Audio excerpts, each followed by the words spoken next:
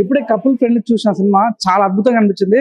సంతోష్ శోభనానికి మంచి comeback movie. తన career లో ఇంత పీక్స్ పర్ఫార్మెన్స్ అయితే అద్భుతంగా అనిపించమాట. చాలా బాగా అనిపించింది.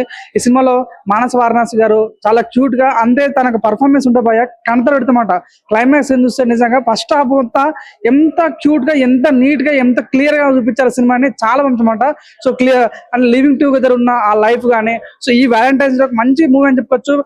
కపుల్ తో రావచ్చు, ఫ్యామిలీతో రావచ్చు, ప్రతి ఒక్కరు కూడా చాలా డీసెంట్ ఫిల్మ్ అనమాట. ఈ వ్యాలంటైన్స్ డే ఒక మంచి అందరికి ఆకట్టుకునే మూవీ ఏదైనా ఉందంటే కపుల్ ఫ్రెండ్లీ అనమాట. సో అందరు కూడా ప్రతి ఒక్క చిన్న పెద్ద ప్రతి ఒక్కరు కూడా ఈ సినిమా చూసి ఇన్స్పైర్ అవుతుంటారు అనమాట.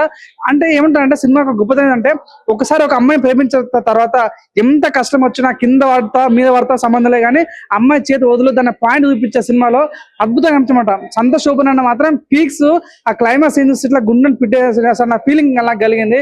ఏమన్నా పర్ఫార్మెన్స్ ఏమన్నా యాక్టింగ్ కానీ చించి పడేశాడు.